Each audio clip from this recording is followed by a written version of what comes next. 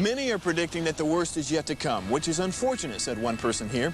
Until now, they've enjoyed the reputation of being the nation's icebox. Watched a burglar in his home this morning by webcam. As a journalist of over 25 years, stories are what make my world turn. Reporting live from the Dallas newsroom tonight, Jeff Crilley, Fox 4 News. But in 2008, I took the jump from my familiar life and started a PR firm from my home. We're talking about anyone with a camcorder like the one I'm using becomes a television network. We started slowly growing the company, and we now have over 100 clients, and we've branched into the world of live digital broadcasting. I now own 8 different TV studios and have a huge team, and the stories that I now get to share are sometimes the most important of my life.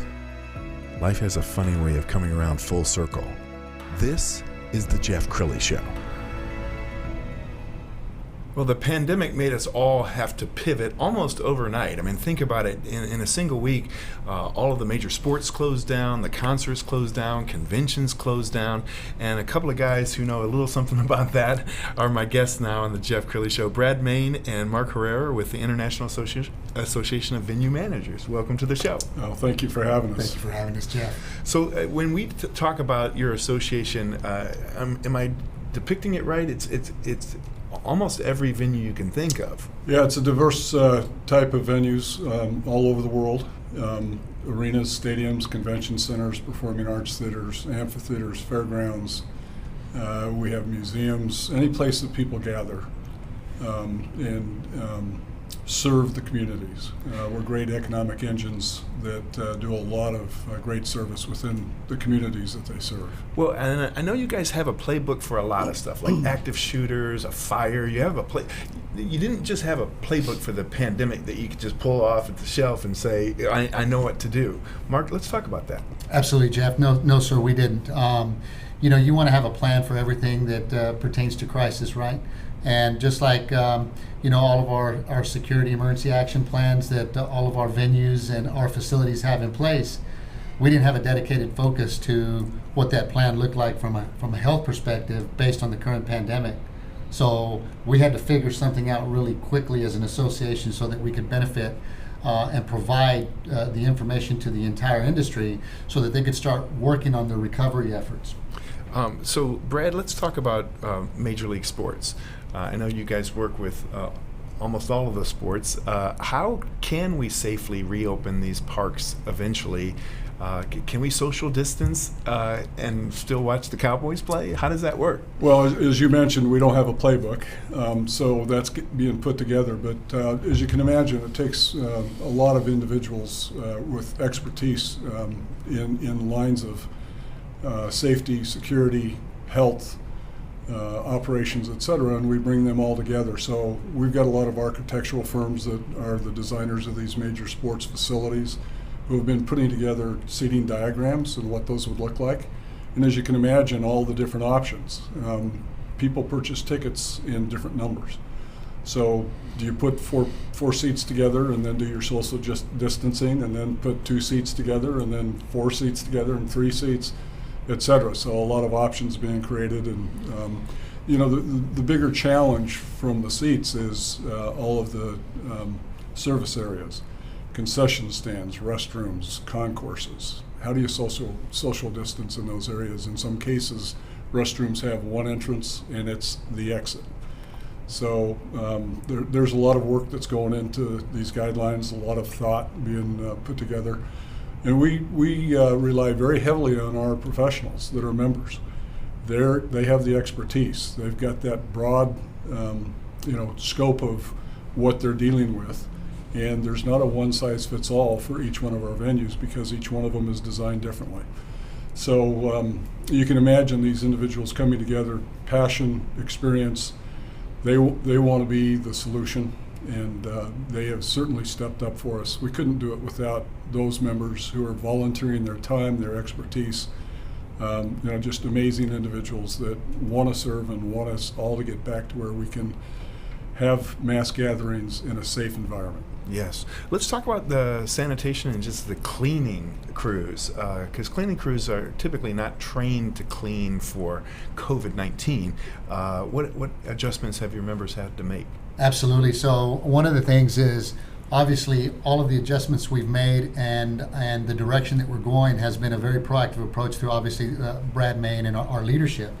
Who have supported this. But one of the things that we've done is we have really lined ourselves up well with how do we reduce the level of apprehension amongst all those that will be attending events, because that's so important.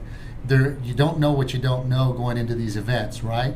So we had to figure out not only from an apprehension perspective, but also from a liability perspective, what are we doing that's reasonable in regards to implementing certain health precautions going in. And one of the things that we did was we really aligned ourselves up with a partnership through the Global Biorisk Advisory Council. That is a division of the International Sanitation Supply Association, which is a worldwide association that was part of the Ebola crisis.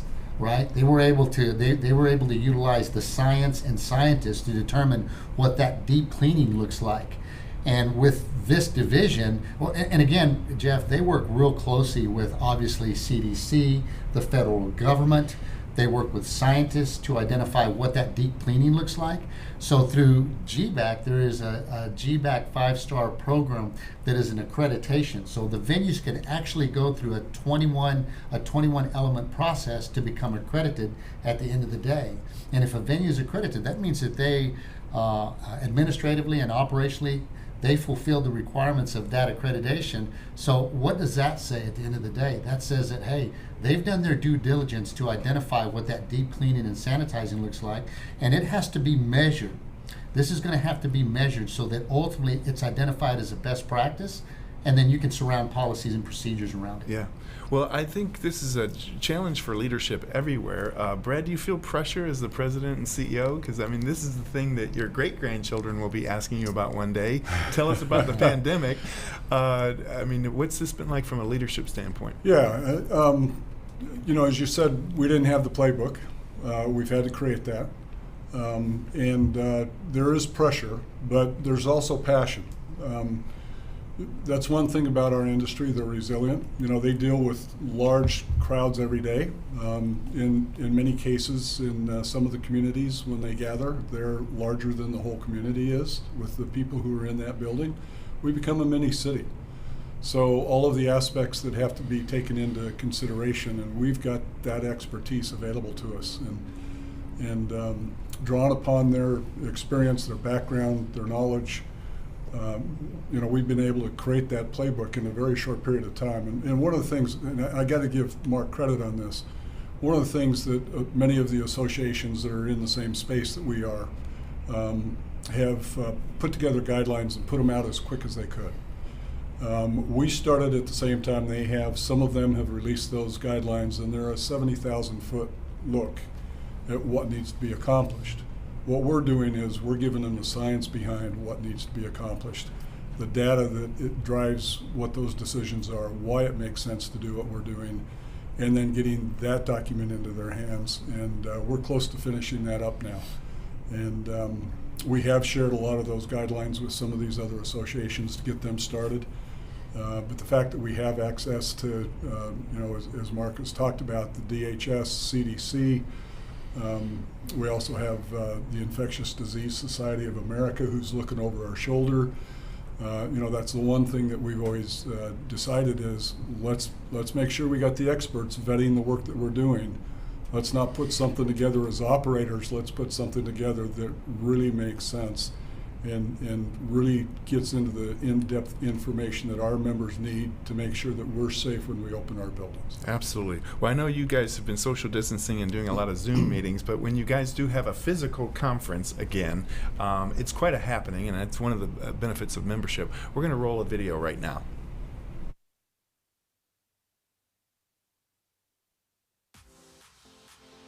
What I think is the amazing thing about this conference is that it's a very tight-knit group of people that really know each other. This conference has a lot of history that we're starting to learn about. I have been in Connect for 4 years. We met a lot of friends here, industry peers here. We exchange ideas, we share our common challenges, We learn from each other.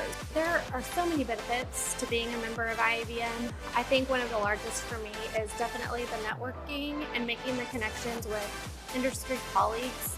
Having those relationships has been invaluable to my career. I think that being able to connect with other members and other professionals within this industry is very valuable and has led to me being successful in my everyday job. I think that what IAVM does is bring this level of professionalism and respectability to the live entertainment industry. And I think IAVM, by having the training that we do and having the level of board service and committee service and all of that, I can't imagine what I would think of my industry if I took IAVM out of it. IAVM exists to take care of our members, and it's those members that are our greatest asset. Thank you to the volunteers, to our sponsors. Couldn't have done it without you. We have inspired, we have educated, and we have advocated for, and we're going to do even bigger and better next year. Come join us in Long Beach, California. Wow. Hey, that was nice. Okay, so what's the plan this year? Yeah, so that brought back memories.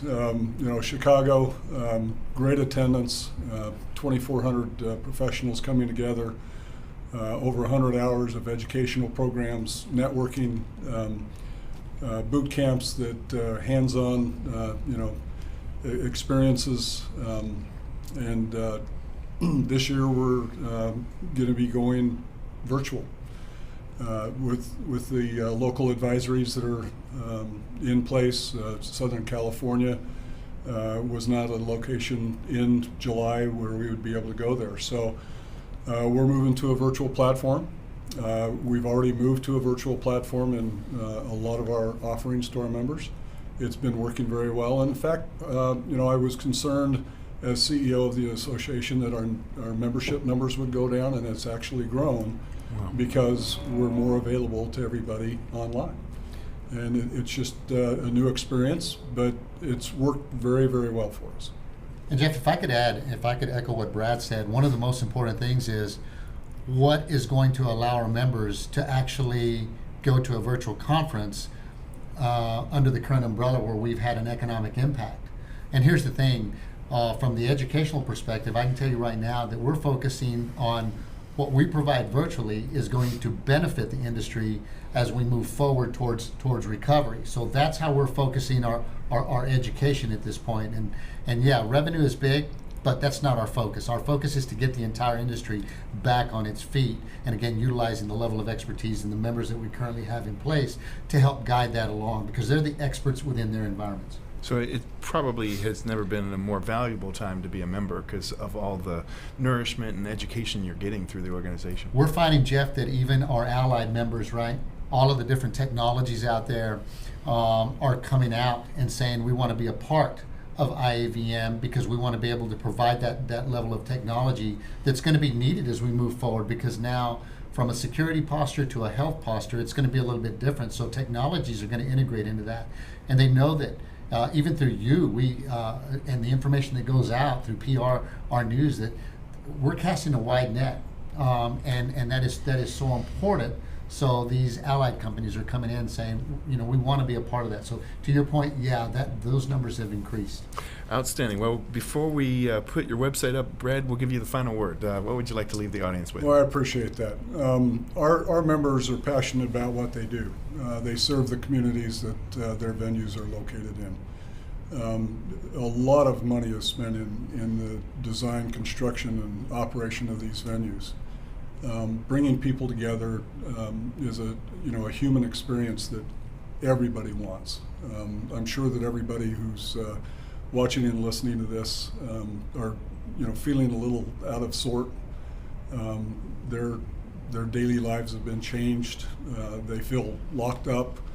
They're going to want to come back and get together. We're doing everything we can to make it safe. We're not creating our own policies. We're making sure we're going to the experts and saying how do we eradicate this virus in our venues to make it safe, and then of course following CDC guidelines and all the other procedures that need to be in place to make it a safe, enjoyable environment. And we're grateful to all of our volunteers, all of our members that step up. They really are servant leaders. Outstanding. Well, you guys have been great guests, and thank you for your leadership. We'll put your website up now. IAVM.org is the website, and go on there and plug into this wonderful community. Thank you, guys. Thanks, Jeff. Jeff. Thanks for having us. You bet. That's it for now. We'll see you next time.